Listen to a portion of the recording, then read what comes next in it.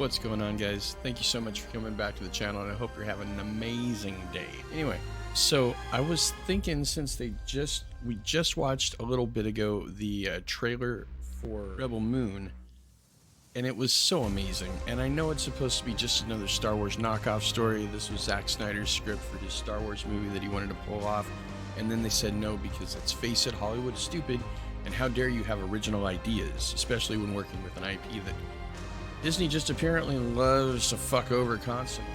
Guess who just dropped a pitch meeting for it? Oh yeah, that's right. The one and only maker of comedy gold, Ryan George. There might be a little bit of a man crush. Just remember that. Stalking's rude. That's hashtag. Anyway, I was thinking maybe we could go ahead and kick back together and watch it. I haven't watched it yet. I wanted to watch it for the first time with you guys because it's what we do here. Let's go ahead and check this out for the first time together. This is the Ryan George pitch meeting for Rebel Moon. Let's do this. So, you have a movie for me? Yes, sir, I do. You know it, sir. Amazing. No, I mean, you know it, sir. This movie's mostly comprised of scenes from popular movies you're definitely familiar with. Oh, well, if those movies are popular, That should translate into this one being popular as well. If my calculations are correct, that's exactly right. Sick. So we're gonna start the movie with some big old lady space parts. Whoa. And a big ship flies through the lady parts. traveling through space privates is tight. And there are some bad guys heading to this moon called Velt, where the main character, Cora, is doing some slow-mo farming. The farming is slow-mo? Yeah, everything's slow-mo, sir. That's the secret to making movies feature-length. What about, like, story That's fair. or character development? No, it's the slow-mo. That's how you get the runtime. Oh, good to know. So anyway, this big bad guy, Admiral Noble, goes up to the leader of this farming village and does a slightly altered version of that opening scene from Inglourious Bastards. Great scene. Great scene. Yeah, he's got a Nazi uniform and everything. Why disguise look it? It's kinda good Nazi, as I guess. is. And he says he's gonna force this whole town to grow him a bunch of grain so he can feed his troops. This big bad guy's doing crop negotiations? Yeah, okay, and then he leaves a bunch of soldiers behind to oversee this whole thing. Okay. But then these soldiers are about to take advantage of this local girl, so Cora reveals she's secretly been a badass this whole time and Oh, kills damn. them all. Oh boy. Yeah, and there's this robot that was with the bad guys, but he helps her out, and he's actually a good robot now, and he's got an amazing voice. Interesting. I want to hear more about this robot. Well, too bad he runs away and doesn't return until the end of the movie. Oh, dang it. So now the whole town is like, oh, very cool, Cora's good at punching. Sure sounds that way. So she's like, well, the only way to stop this bad guy and his giant planet-destroying ship is for me to go recruit a couple of reluctant warriors. That makes Lord. sense. It does, yeah. So her and this guy Gunner go do an alternate version of the cantina scene from A New Hope. Great scene. Great scene, and they meet an Great alternate scene. version of Han Solo named Kai, who's gonna help them out for money. Star Wars is a great movie. I'm glad we're Fucking doing love it again. Charlie Hunnam. So then what do? Well, this guy takes them on an alternate Millennium Falcon to go recruit their first warrior dude, Tarek. Oh, yeah? Falcon's Yeah, but looking he's pretty currently cooler, a though. slave, so the slave owner is like, I tell you what, if he can tame this wild beast, you can have him, but if he can't, I get to keep you as slaves. Why would they agree to that? So they agree to that. Oh my gosh. Yeah, because see, they were told that this guy is a beast tamer, so they,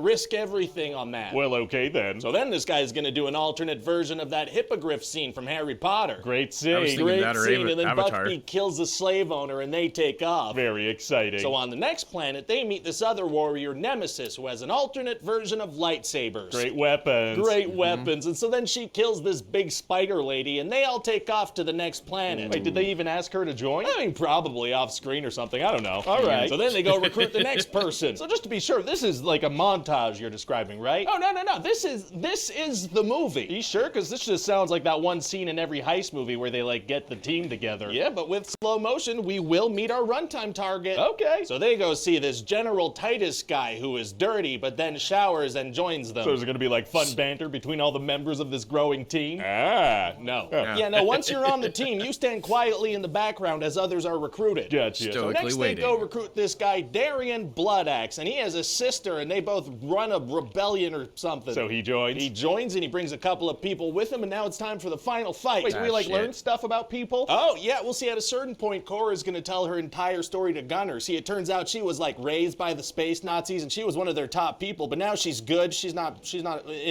with them anymore. What inspires her to share that? Well, she tells him, I am telling you this so that you know my story. Subtle. So then that Kai guy is like, hey, you silent people who have each individually displayed one skill have inspired me to become good. Oh, nice. Yeah, but then turns out he's not good, he's bad, and he betrays them and sells them out to the Empire or whatever alternate name I come up with. Oh, no. So the bad guys trap the good guys in these mechanism things, and Kai tells Gunner to paralyze Korra. What do you mean? Well, there's like this little gun thing, right? And if you put it in a hole, it shoots right into the person's neck. Uh-oh. Well, it's gonna be tough for him to get out of that situation if they're all surrounded by bad guys. Actually, it's gonna be super easy. Barely an inconvenience. Oh, really? Yeah, because see, another thing about this mechanism is that if you turn this gun the opposite way, it releases the prisoner, and then you could kind of use it as a weapon. So he frees Korra and kills Kai. Why would they design that thing that way? So then one by one, they free all the good guys and get into a big fight. Were they surrounded by bad guys with guns pointing at them? Yeah, but see, none of them can aim because they're kind of like alternate stormtroopers, I gonna guess. say- Great bad guys. Great bad guys. And then there's this big old fight, and freaking Darien, he dies. Oh no, Aw.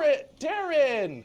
Which one? Who was that? One of them. Oh no! And then Korra gets into a big fight with Noble and manages to kill him. Well, good for her. Except the bad guys bring him back to life, so he's gonna be back for part 2. Don't you worry about that. That's a good cliffhanger. Are they gonna be able to defeat this guy they've killed once already? So then all the good guys go back to that moon, and that robot has antlers now. Cool. And so that's it for part 1. What do you think? Well, it sounds like some content for sure. I just wonder if there's a way to capitalize on this a bit more. Well, this is gonna be Zack Snyder, and you know what his fans like. Snyder cuts? Yeah, let's purposefully release a Damn non-Snyder right. cut first. Very sneaky. I love it. Let's hack this version to bits.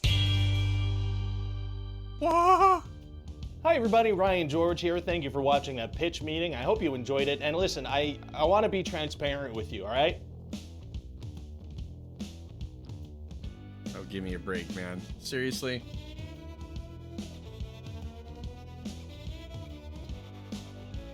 That hurt my soul. All right, see you next time. Uh-huh. Okay, so that was absolutely hilarious, just like pretty much all the rest of it. I haven't really found a bad pitch meeting yet. I'm not gonna lie, and I've seen a lot of them. Like, I've been following pitch meeting for a very, very long time. I've seen, I'm gonna say at least a solid 75% of them. There's some, but yeah, Rebel Moon just looks amazing. Like, I know that, like I said before, this was supposed to be Zack Snyder's Star Wars movie, and it's exactly like what Ryan said in the pitch meeting. You know, it looks like theoretically, it sounds, I say theoretically because I haven't seen it yet. In an average 7-day week, about 4 hours of downtime that isn't going to like either streaming or making videos like this one or gaming videos on the channel for you guys, which I am grateful to be able to do. We've got no time. Or just, you know, the 9 to 5 that all of us do, getting back and forth from, yeah, I usually get about 4 hours. Tired of partying. So very tired. I haven't had a chance to see Rebel Moon yet. Don't hate me. Everybody hates me. This kind of makes me want to see it even more. So, thank you. My cat is just like clawing. Cats are beautiful creatures. And I love my animal. I truly do. I am her human. She is my kitty. But they forget that at the end of their cute, wonderful little paws are needles. That when they go to tap tap, like, hey, give me some love and tap tap, it's more like tap tap drag. So if I look like I'm doing something underneath my desk, it's because I am doing that so that I don't end up with flesh wounds while we're talking. Oh, the pain! The pain! Love cats. Seriously love cats. I love all animals. But thank you so much for being in here and listening to my rabbling. If you like what you saw, there will be a link to the original pitch meeting down in the description. I highly recommend you checking it out. Go and subscribe to Ryan's channel. There's a pitch meeting channel that has a ton of them, and then there's even more than that over on Screen Rant. They did one for every single Harry Potter movie. They have an entire playlist for all of the Marvel films. That's it? That's all they did? It's just nonstop happiness over there, really. But yeah, I'm gonna go ahead and get out of here. Thank you so much for being in here. Until the next video, please watch over each other. Please take care of yourselves, because I love you guys. And I will talk to you at a time later than the present. All right? Have a good one, guys. Bye.